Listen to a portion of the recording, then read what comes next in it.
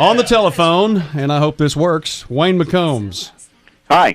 Hi, Wayne. How are you? Thanks for staying up with us tonight. Well, thank you very much. I just wanted to talk about John's first radio job. We want to hear about it. Well, this was at the old KWPR in Claremore back in 1967. Now, in those days, they played country music, and in those days it was Porter Wagner and Ernest Tubb and Loretta Lynn. So it wasn't as sophisticated as today, but John still learned the music, and he would talk about, he didn't know that much about the country stars of the day, but in those days there was a shift coming from the rock stars of the 50s like Sonny James and Jerry Lee Lewis and Conway Twitty. They had switched over to country music.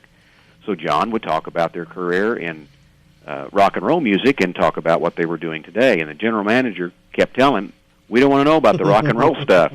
So one day, John had just bought, this record had just come out, Give Me Some Lovin' by Spencer Davis Group. Oh, yeah. So John put that on the turntable, and there was a switch where you could flip it where it would monitor, and it would only play in the station, but it sounded like you were on the air.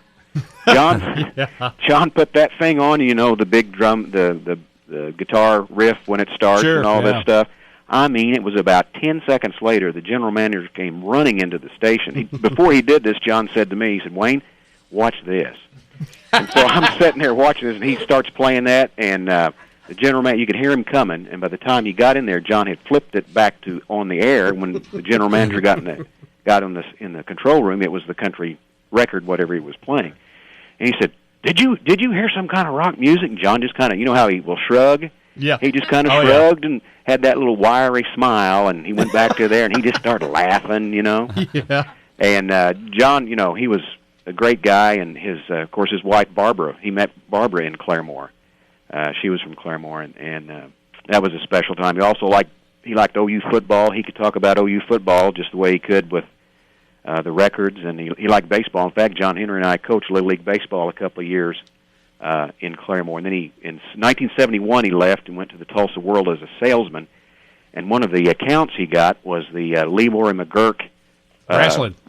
Yeah. Wrestling, as we say here in Oklahoma. And so he was the guy that had to put the ad together in the newspaper for the wrestling matches. And he'd call me up and says, hey, Wayne, let's go down to the wrestling match tonight. So we had free tickets, and those were in the days of Danny Hodge and the Great Bolo. I'm going to get that Danny Hodge.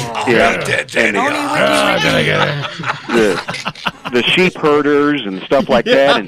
And John's favorite wrestler was a guy named Sputnik Monroe. Yes. And they would always introduce him from Parts Unknown. And John used to laugh at that. And we'd be at the wrestling matches, and John would, of course, we had ringside seats, and we'd just look at the people and laugh and stuff. And he says, hey, Wayne, watch this. And there'd be a match going on. Well, John would start yelling for the bad guy. And he would, some bad guy, he would yell for them, and the people would just look at him. Yeah. And he just liked to tease people that way. But, John really had a love for people, and no matter what format he was on, whether he was on KELI or KGTO or the other stations he went on, he would always talk about a benefit for somebody.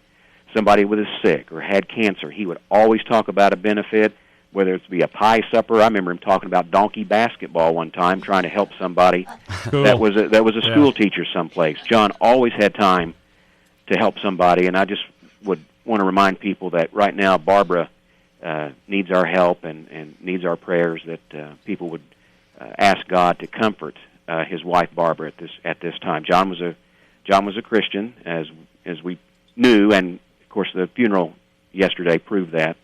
But just if people would pray for God's comfort upon on Barbara, and that would be what she would need right now. And I just remember John years ago. I was 15 years old when I met John, and we stayed friends through all this time. We would collect the old top 40 surveys from the mid 50s up to, I think the last top 40 survey came out about 1982 in Tulsa on the old KELI days. And whenever we would get one, the other one had, we'd call him up and we'd trade these things back and forth. We were hoping one day we could publish the top 40 surveys from all the stations in town, and maybe one day I'll get to do that in memory of John. But that would be great. John was with John, what you see is what you got. It didn't make any difference if you were the corporate president of Clear Channel or some guy he just met on the street at a gas station. He treated everybody the same with respect and kindness and all that. And John was just a terrific man. And I know it's sad he's gone, but we can be thankful that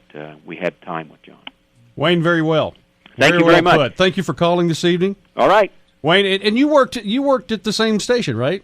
I worked John and I also did a show on KELI on Sunday mornings when he would do his we worked in KWPR in Claremore. John worked there from 67 to 71, and I worked with him there. And then John, when he went over to KELI in 1980 to start Saturday Bandstand, he also had a gospel music show from 7 till 9 on Sunday mornings over there. And I'd come over, and I had some contemporary stuff, and John had some of the old stuff. And we did that for about a year when they were on the old fairgrounds station at KELI, the fairgrounds. Yeah. And then we were even on the air at the 21st and Skelly Drive station when they moved over there where the Highway Patrol is now. We worked over there for, I guess it was about a year we had that, and then KELI sold. And then John moved over to KGTO for a time, and then he got to come over to Cool 106. And really, one of the guys, we actually went to 1300, and really the guy second to John Henry to thank for all the music was Jim Smith, the station manager at then KXXO, KKC, and KMOD. He's the guy that really fought the corporate fight to keep John on as long as he did. Yeah, he's our hero, and thanks for waiting until he's gone to bring that up. Well, Jim, he's listening. Jim was he's a terrific guy. Of course, he was corporate with the Clear Channel people, but he really fought. He knew that local radio, when there was something good, needed to be on when it could, and so Jim Smith deserves a lot of it for helping John Henry's career last as long as it did. Well, there's no question about that. Of course, he had John Henry. He had the rebel by his side. Yeah, Yeah, and he was. You would just think something was sad or down or something like that, and he always had a joke or something to tell you to, or he would say something that happened to him, and he said, "Man, here's what happened to me," and you would feel better because you talked with John, and a great guy. And like I said, he was always trying to help somebody promote some benefit. He would just maybe meet the person for just a little while, sure. And he would talk about in the old days in Claremore, talk about a pie supper or a donkey basketball game or a hot dog feast to help this person with their medical bills, because he felt he really had a heart for people, and the people in return, really, they loved him back. Yeah, and benefited from it. And, up until, this show, he would be doing that as well. Oh, yeah. Here on the Smokehouse Blues. He would do anything he could to help somebody. That was just John.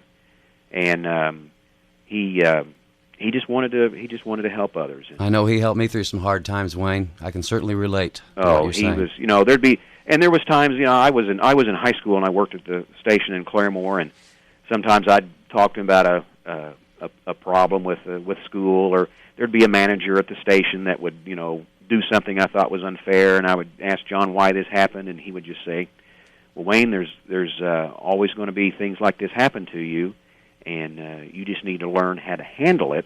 When the times come along, it'll all even out, and you need to stand and be the person that did not sink, calling somebody a name or something like that." But then John was always in for a trick. Everybody would try, back in those days, they would try to break John up. John was a professional. You could not break him up on the air. Some people, you could just walk by and make a face, and they'd start, they'd break up on the air. Well, John couldn't do it. So one day, one of the guys at the station in Claremore decided they were going to get him. John whenever he would read news, he would rip it off the wire machine, and it'd be like 2 feet long worth of news copy to read. He wouldn't tear it up into individual stories. And John had this 2 feet long of wire copy hanging down from the desk in the studio, and one guy snuck in the door and crawled along under the table where they couldn't see him, and he lit his news copy on fire. That is a true story. And John is reading. John tells the story, doesn't he? John is reading the news, and it's going up in flames. Yeah, it's coming toward him, and it's on fire. That still didn't stop him. He just kept reading right along, and he held it out from him as far as he could, and then he just put it in the ashtray that was sitting on the table, and they never did break him up. They never did. John was a professional, and he could handle it. They tried a lot to crack him up, but they never could do it. And John never held a grudge. No. He'd play some mild joke on the back of them, but he never did anything, to damage them or to. He wouldn't go to the manager and tattletale that somebody did something to him. He was just a regular guy and was always there to help people.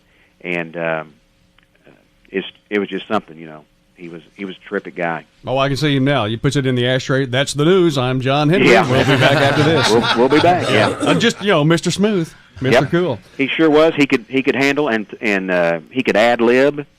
Of course, he could talk just about everything, but he could ad lib, and you'd think the script was written. And he just would come running in. Yeah. He would come running in from the hallway, smoking a cigarette, and he'd give you a 5-minute soliloquy on something, and go right on. And somebody said he could talk And talk. Somebody mentioned that. when you call him, you had to be, well, John, I've got to go, and you had to have a couple of I've got to goes to get off the phone with him. A lot more than a couple. Because he enjoyed visiting with people. He wanted to find out about you, what you were doing, and if there was anything he needed to. Well, let me know how I can help. Most of the time when he'd hang up the phone, he'd go, well, let me know how I can help you. Yep. That was John, just a terrific gentleman. Wayne, it's been a pleasure, and thanks for all the memories, man. Well, thank you very much, and I'm really glad you did this tribute to John. Well, we're very proud that we got the opportunity to do it, and we'll see you soon. By the way, Wayne is the utmost authority in Green Country on Andy Griffith. No, he is. He really is. Give us a fact about Andy that we don't know, Wayne. Well, okay. What was the name of the Mayberry High School? What was their nickname? The mascot? Yeah. I have no idea. Yeah, Brent's not here. It was the Mayberry Bears. The Bears. We'll remember that for Stump the Zoo Tuesday, okay? Yeah. All right. Thanks, Wayne. All right. See you. Thank you. Pleasure talking to you. Bye. That's Wayne McCombs, everybody.